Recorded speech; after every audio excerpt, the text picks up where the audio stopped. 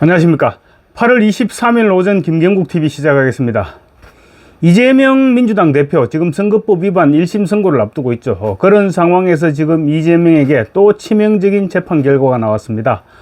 백현동 개발 특혜의 대관 로비스트 김인섭 전 한국하우징기술 대표에게 2심 재판부도 오늘 징역 5년을 선고했습니다.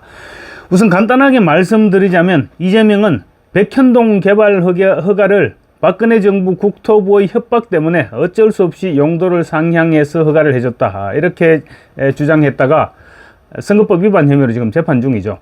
김인섭의 재판부는 김인섭이 성남시의 로비를 통해서 백현동 개발 허가를 받았다, 이렇게 1심에 이어서 2심 재판부까지도 로비 때문에 개발 허가가 가능했다, 이렇게 판단을 한 것입니다.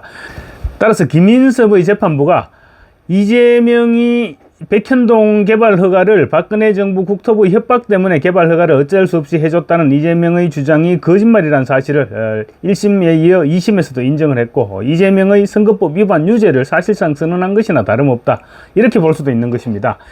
김인섭은 이재명의 최측근으로 이재명이 성남시장 시절 성남시 허가방으로 불렸을 정도로 성남시의 민원은 김인섭을 통하면 해결되지 않는 일이 없었다, 그렇게 얘기가 나돌았다고 합니다. 경기도 성남시 분당구 소재 백현동 아파트 개발 사업은 이재명 대표가 성남시장이던 시절 진행됐습니다. 부동산 개발업체 아시아 디벨로퍼가 2014년 과거 한국식품연구원이 지방으로 이전을 했습니다. 그러면서 그 부지가 비어 있는데 그 부지에 아파트를 짓기 위해서 성남시에 2단계 부지 용도 상향을 요청했습니다. 그런데 계속 몇 차례나 거부가 됐었습니다. 그런데 다음에 1월에 허가방이라고 불리던 김인섭 전 대표를 영입한 뒤에 성남시가 단순히 허가를 내주는 정도가 아니고 2단계 용도 상향을 아시아 디벨로퍼에서는 요구했는데 무려 4단계 용도 상향을 승인해주고 높이 50m에 달하는 옹벽 설치까지 허가해줬던 것입니다. 불과 지난 한 해 전까지만 하더라도 사업 허가조차 거부하던 성남시가 이재명의 최측근인 김인섭이 나서자 그야말로 전폭적인 지원을 해줬던 것입니다. 이로 인해서 아시아 디벨로퍼는 무려 3천억 원대의 분양 수익을 거둔 것으로 알려졌습니다. 과연 아시아 디벨로퍼가 이 같은 엄청난 특혜로 얻은 3천억 원대의 수익을 독식했을까요? 김인섭에게는 기껏해야 77억 원 정도가 전달된 것으로 지금 전해지고 있는데 나머지는 모두 아시아 디벨로퍼가 과연 혼자서 다 먹었을까요?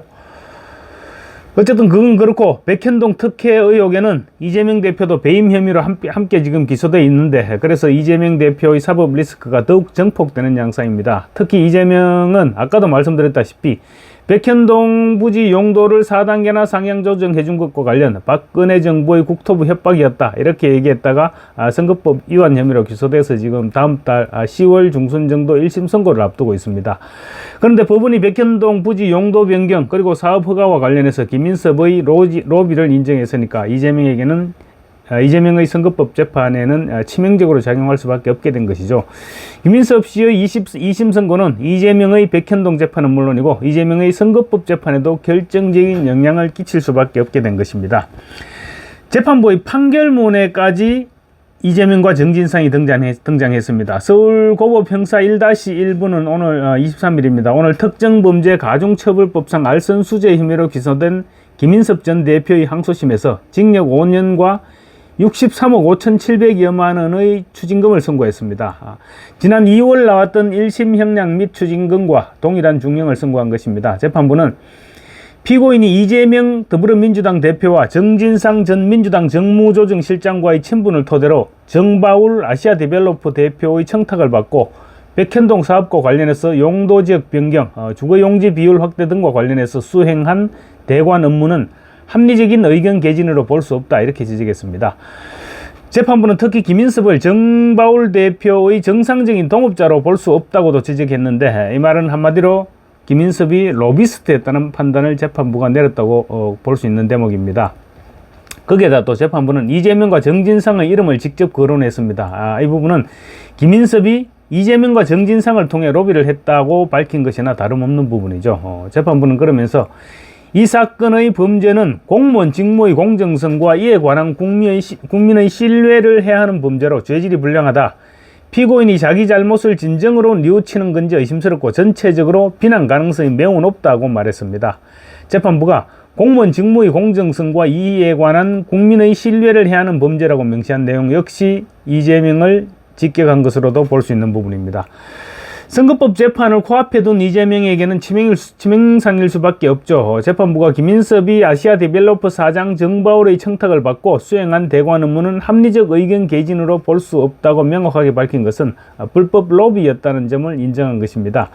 대관 업무는 당시 성남시를 상대로 했던 대관 업무였고 성남시장은 이재명이었죠. 그래서 김인섭에 대한 유죄 선고는 김인섭에 대한 로비 확인은 이재명을 통해서 로비를 했다는 말이 될 수 있고, 김인섭에 대한 유죄 선고는 이재명에 대한 유죄 선고로 연결될 수 있는 것입니다. 이재명의 백현동 재판에도 물론 결정적으로 불리하게 작용할 선고 내용이지만 사실 백현동 재판은 지금 아직 언제 선고가 내려질지 까마득합니다. 4, 5년 정도 더 걸릴 가능성이 굉장히 높습니다. 그렇지만 선거법 재판은 지금 이제 10월 중순 코앞에 닥쳤죠. 코앞에 닥친 선거법 재판에 영향을 끼친다는 것이 이재명에게는 제일 큰 문제일 것입니다. 특히 박근혜 국토부의 협박 발언은 국가기관을 거짓말에 끌어들였다는 점에서 재판부의 양형 판단에 있어서 이재명에게 절대적으로 불리하게 작용할 것이란 게 법조계의 설명입니다. 이재명은 22일, 그러니까 어제죠. 코로나19 확진 판결로 오늘 23일로 예정됐던 선거법 위반 재판 피고인 신문이 2주일 연기됐습니다. 그러면서 자연스럽게 1심 선고일도, 선거법 위반 재판 1심 선고일도 2주 정도 연기가 됐습니다.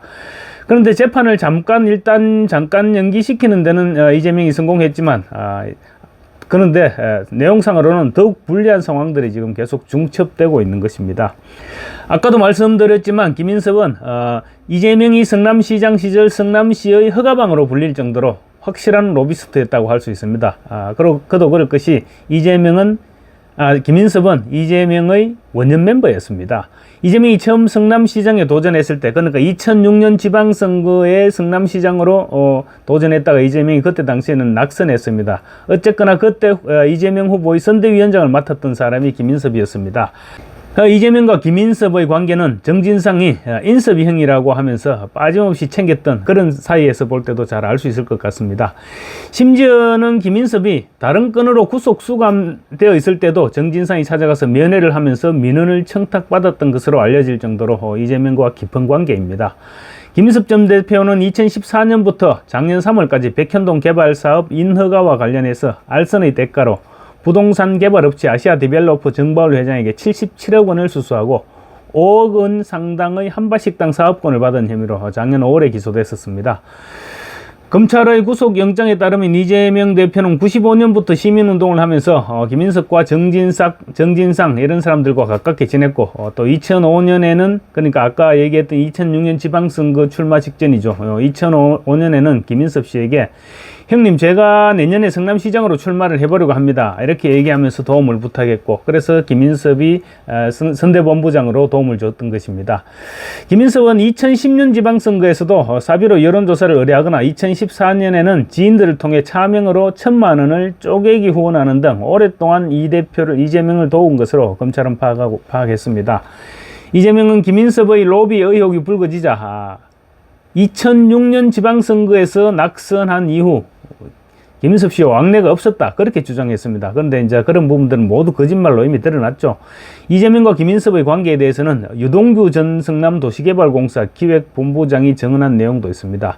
2015년 3월경 당시 성남도계공 본부장이던 유동규가 민간업자 정바울 측에서 성남도시개발공사가 사업에 참여하면 200억 원을 확정이익으로 제안했다, 이런 사실을 이재명에게 보고했다고 합니다. 그랬더니 이재명이 백현동 개발 사업은 인섭이 형님이 끼어 있으니 진상이하고 잘 이야기해서 신경 좀 써줘라, 이런 취지로 말했다고 검찰은 영장에 적시했습니다. 유동규 씨에 따르면 그 후 자신도 모르게 성남도계공은 백현동 개발 사업에서 배제됐고 민간업자가 이익을 독식하게 됐다고 주장했습니다.